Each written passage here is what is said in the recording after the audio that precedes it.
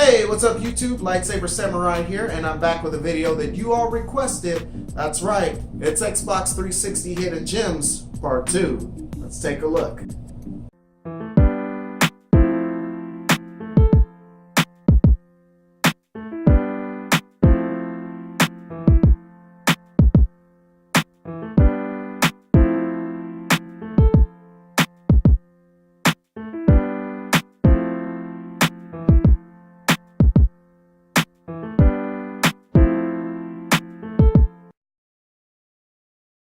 Alright, so the first title on our list today is going to be Midget Lady by From Software. From Software, of course, being the developers of games like the Demon Souls and Dark Souls series, Armored Core.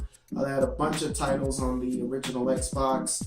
And in fact, this was the same group that worked on the Utagi games, Utagi and Utagi 2 Immortal Warriors on the Xbox games that I love a lot. In fact, during the development of this game was often called Utagi 3 in development. Having said that though, as cool as that would have been, this game plays more like a version of the current Ninja Gaiden games on the 360 and PS3. It's real fast hack and slash action. It takes place during the near future. There's some type of infection in Tokyo, and your team of ninjas is set out basically to defuse the situation. I haven't gotten too far in it. I just started playing it the other day. It works pretty good though. I like the combat in it so far. It looks like you're going to get more moves as the story goes on. The dodge mechanic works pretty good. It also borrows a little bit from the God of War series and the fact that it has pretty copious use of QuickTime events. I would probably say so far almost too much, but I don't know, QuickTime events don't bother me a whole lot, just as long as they're not overdone. When they're overdone, they tend to kind of break the flow of the gameplay. This hasn't done that quite yet, but I noticed in a lot of cutscenes, the quick times will pop up. I don't mind it so much as far as boss fights and, you know, taking out the boss at the end of the fight, you know, in a cool cinematic way. That's pretty cool. But so far, definitely looking to play more of this. Ninja Blade, this actually came recommended by my brother Marcus. So Marcus, thanks a lot, bro. And as you can see, $4.99 is what I paid on that. Of course, that's at the time of this video, and that may change. So moving on, and the next title on our list, so the Guilty Gear series. The Guilty Gear series, in my opinion itself, is kind of a hidden gem. Not a lot of people know about the Guilty Gear series. Of course, fighting game enthusiasts, they know a lot about it, especially 2D fighting game enthusiasts. They know a lot. So they know a lot about the Guilty Gear series, but they may not know about Guilty Gear Overture on the Xbox 360, and so far as I can tell, this is an exclusive. This takes place 5 years after Guilty Gear 2, and you play the game as Soul Bad Guy. You can also play as Sin and some of the other characters in the Guilty Gear series. This works more like a third-person action game. One of the things I noticed right away is they switched to 3D polygons and got away from the 2D. So they're into the polygon graphics. The gameplay is pretty fast paced. You can pull off quite a few of the moves you can pull off in the 2D fighting series. They added a little bit of strategy, of real-time strategy in this one though.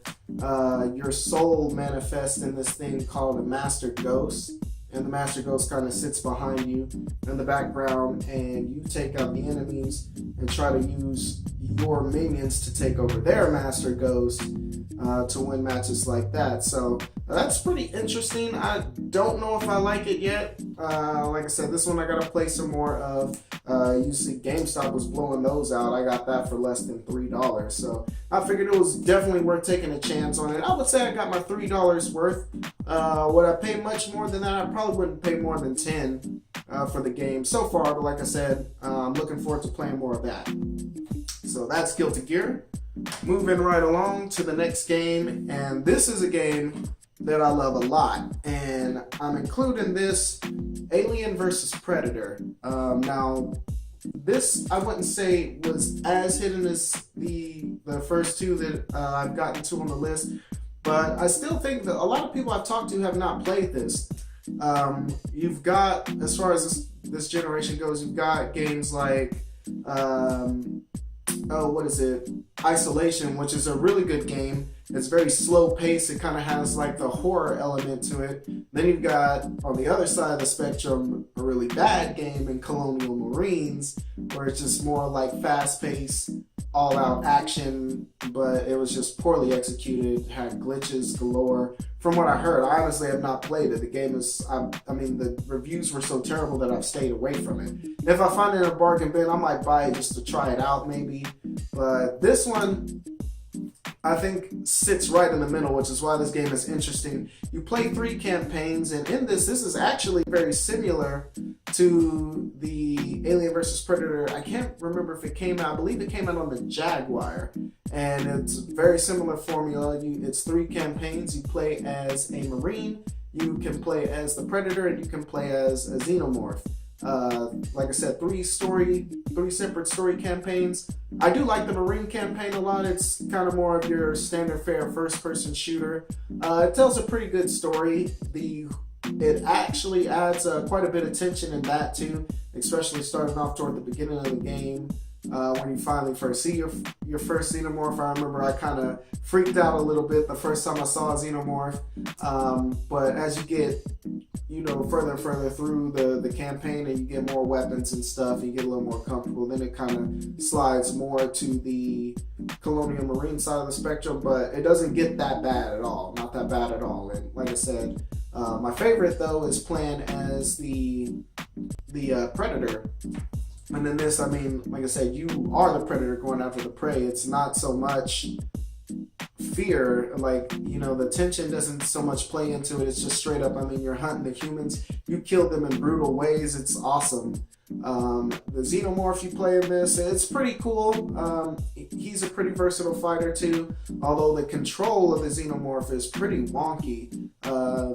You have the ability, of course, to walk on walls and scale walls and things like that. And I don't think it was just executed quite right. The camera in it is pretty bad. But like I said, overall, I would rate playing as the Predator the best, and then the Marine, and then Xenomorph last. But still, Aliens vs. Predator, great game, and this one's kind of hovering around $20 or so. I got this one for about 15 or so a few years back, but this one isn't really dropping it. I think this game has gotten as low as it's going to get, so I'd go ahead and scoop it up and get it on the PS3 as well. So moving right along, this game is awesome, and the penultimate game on today's list is the Saboteur. Again, this probably isn't as hidden as some of the other titles on this list, but again, this is a game that wasn't critically acclaimed. It was kind of one of those middle-of-the-road open-world action games, but I personally thought this game was awesome. This game was developed by Pandemic, and Pandemic invented games like Mercenaries on the Xbox, and its sequel, World in Flames. Although I didn't play that one. Again, I heard that one was terrible too.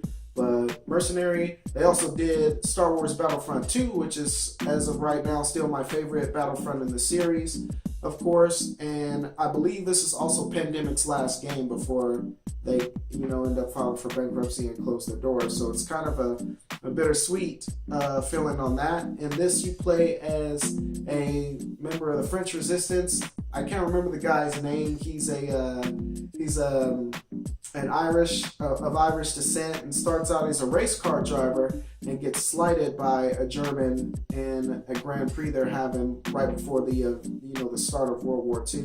That guy that outraced him happens to be a German officer, and through a series of events, basically Sean is his name. Sean is set out to take this dude out, basically, and like I said, this has a lot of elements of the, I would say, like games like Just Cause, and it's got its own flavor from Mercenaries in there too, but destruction of the environments, you have to cause a lot of chaos, similar to the Just Cause game, to take over areas of the map. And it's really cool the way they do the graphics. It starts off in a black and white kind of noir style palette of color, but as you take over and liberate settlements, after you liberate the settlements, then you'll see full color come to the settlements. So it's a very unique game, and I like it a lot. And unfortunately, like I said, this was their last game, so we probably won't ever get a sequel. So definitely, if you see the Saboteur, definitely pick it up.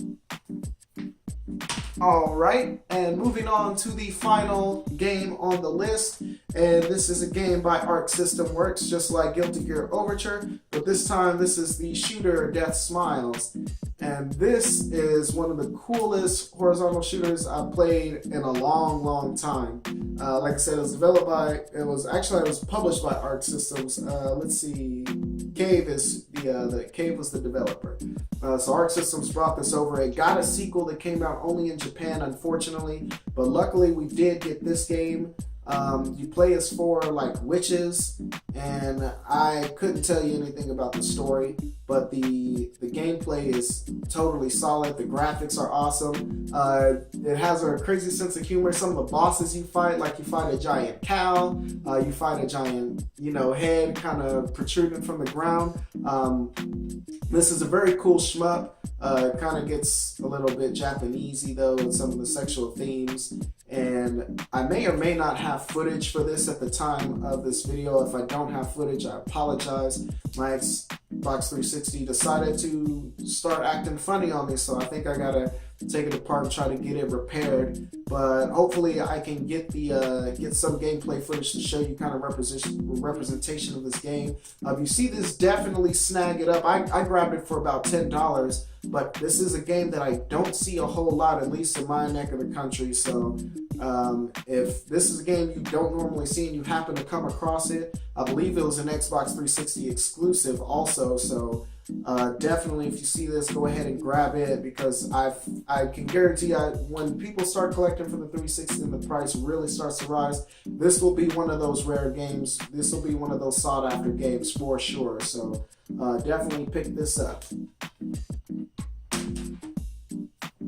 Okay, and with that said, that's pretty much going to do it for me. For this time, like I said, and you can't really see it, I'm kind of sitting in front of it, but this collection for my Xbox 360 has increased quite a bit, so I'm pretty sure I can do one more video of 360 hidden gems before I retire the series. So just leave it down in the comments, any games that you can think of that maybe just people don't talk about, any games that just got overlooked.